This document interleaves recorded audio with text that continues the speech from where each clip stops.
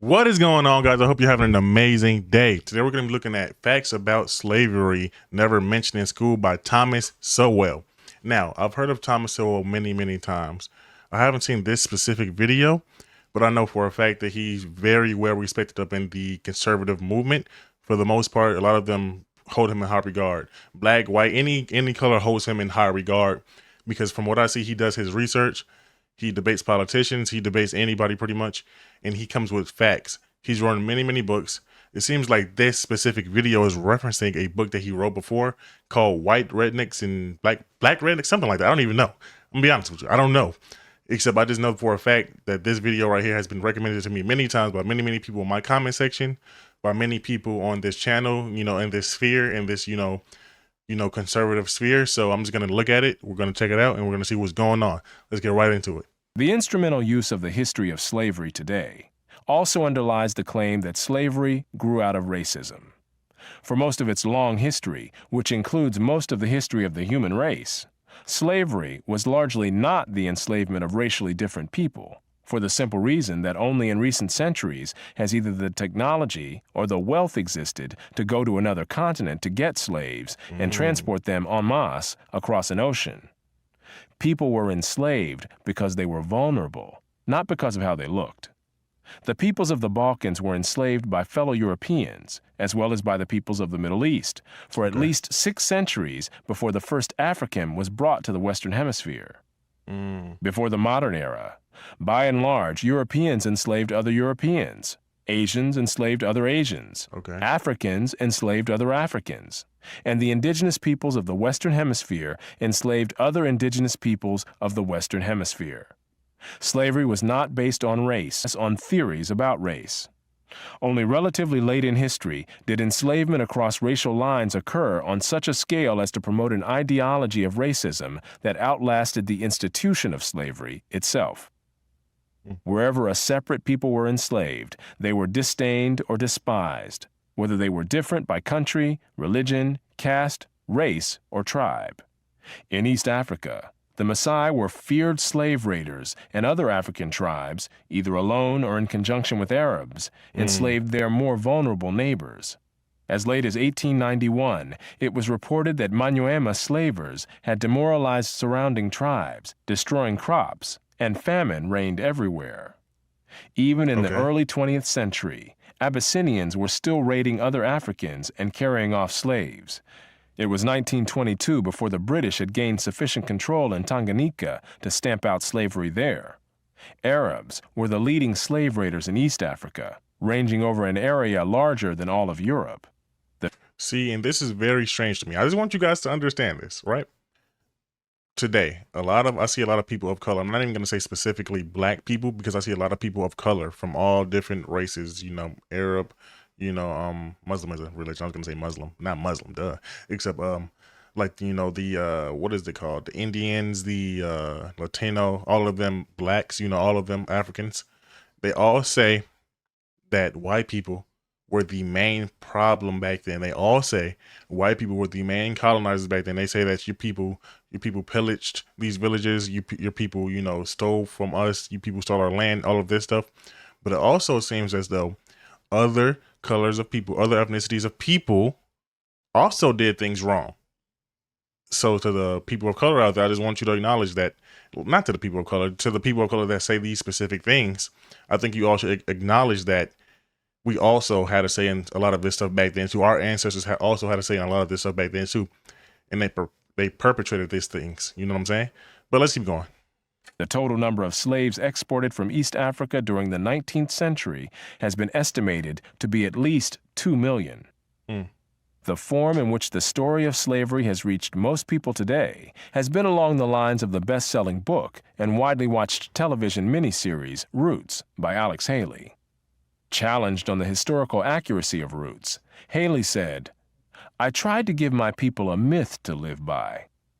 This instrumental use of history, or purported history, is open to the same objections as other instrumental myth-making. Despite the impression created by Roots, during the era of the massive slave trade from West Africa, a white man was more likely to catch malaria in Africa than to catch slaves himself.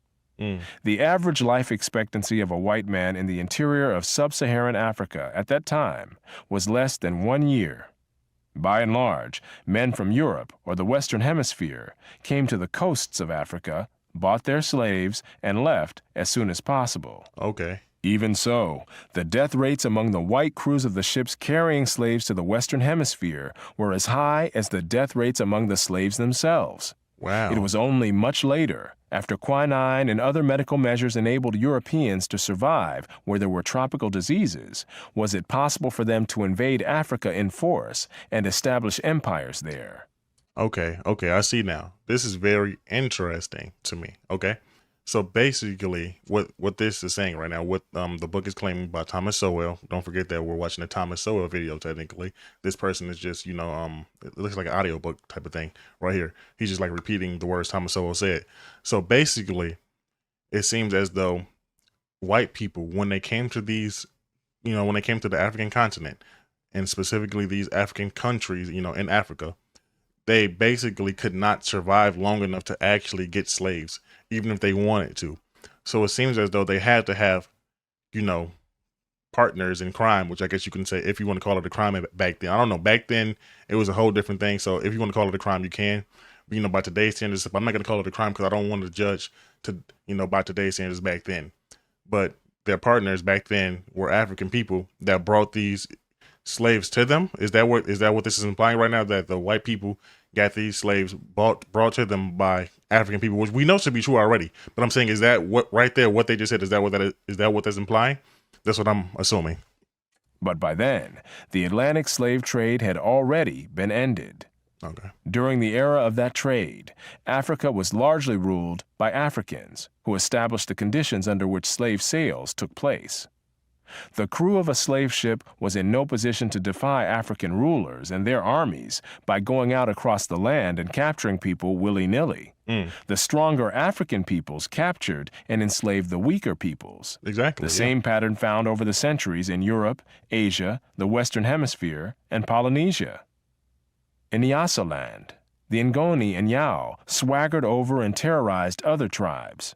In Uganda, the Baganda made life miserable for their neighbors. Wow. And the Nyoro and Hima of Anko enslaved Toro women and children. The Tutsi dominated the Hutu in Rwanda. Yep. The Maasai lorded it over the Kikuyu and Kamba. And the latter, in turn, held the Indorobo in a kind of serfdom. It was precisely the fact that Europeans, except for the Portuguese, seldom participated in the raids that captured and enslaved Africans that enabled most people in Europe and the Americas to remain oblivious to the traumatic experience that this was, with some Africans committing suicide to avoid capture and wives being whipped as they tried to cling to their husbands or children. Wow. So because the Europeans came over and enslaved African people, that basically misdirected a lot of the anger that a lot of African people have for the Europeans. That's basically a misdirect is what I'm hearing right now. Basically, they should also be mad at other African people for basically enslaving them for being weak. Which, I think if you guys watched my video on the Candace Owens thing, talking about slavery, it was a video I have about Candace Owens talking about slavery. I literally said that the strong survived back then. That's what it was. The weak simply got captured because they were weak by the strong. No matter the color, no matter the race, no matter the ethnicity, no matter the heritage. If you were weak, you basically did not live like a first-class citizen back then. It was the strong survived back then. Now we have different standards because of modern society, but back then it was the strong survived. That's simply what it was. So as this is basically confirming to me right now, the strong survives. This is just confirming a lot of my biases that I had already. So I'm liking it so far. Historian David Breon Davis pointed out that Europeans had little contact with the actual process of enslavement, and that as late as 1721, the Royal African Company asked its agents to investigate the modes of enslavement in the interior. Okay. Europeans typically saw only the end results, enslaved people being offered for sale on the coast. It was much the same story in the Ottoman Empire, where those who bought slaves had no idea what these slaves had been through before. The unique position of the Western world in the history, and especially the destruction of slavery, need not imply that there was unanimity within the West on this institution. in addition to whites who defended the enslavement of Africans on racial grounds or who opposed general emancipation on social grounds. Okay. There were many whites, and even blacks, who defended slavery as a matter of self-interest as slave owners.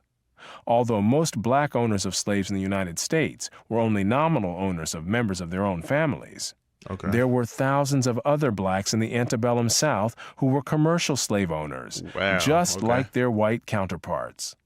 An estimated 1/3 of the free persons of color in New Orleans were slave owners, and thousands of these slave owners volunteered to fight for the Confederacy. Hold on, wait, guys. I gotta go back. Hold on. Owner. An estimated 1/3 of the free persons of color in New Orleans were slave owners, and thousands of these slave owners volunteered to fight for the Confederacy during the Civil War. The more you know. That's all I have to say about that. The more you know. So 1/3 of the free people were slave owners, like the black colored people were slave owners back then. Wow. Okay. That's a very interesting statistic right there. That's a very interesting statistic. Don't really know what to say about that, but wow, the more you know. Black slave owners were even more common in the Caribbean. In short, there were many defenders of slavery in the West, even in the 19th century. And outside the West, slavery was too widely accepted to require defense. True. No other nation ended slavery in the same way as the United States did, and few ended it after so short a struggle, as history is measured. How and why did slavery end in most of the world? There were two major processes. Over the centuries, as more and more territories around the world consolidated into nation-states with their own armies and navies, raiding those territories to capture and enslave the people who lived within them became more hazardous in itself, and also risked military retaliation against the countries from which the raiders came. Wow. Thus, more and more peoples became off-limits to slave raiders over time. Put differently, the areas which remained subject to slave raiding over the centuries were primarily those where the people lived in smaller or weaker societies. Such societies continued to exist where it was difficult, for geographic or other reasons, to consolidate large areas under one government. This was true of the Balkans, the backwaters of Asia, and much of sub-Saharan Africa. By the early modern era, sub-Saharan Africa, with its numerous and severe geographic handicaps, was one of the last remaining areas from which vast numbers of people could be enslaved. So right there, that's a very interesting, fact. Basically, what he's saying, there was no moral reason why slavery ended. It just became inconvenient to have slaves, to actually invade people and get more slaves. It just became inconvenient to do it, which makes complete sense if you ask me, because nobody does anything on a moral basis. If you ask me, anybody that claims that they do, like any country that claims that they do anything on a moral basis, to me it's just very shady. It's very laughable if you ask me.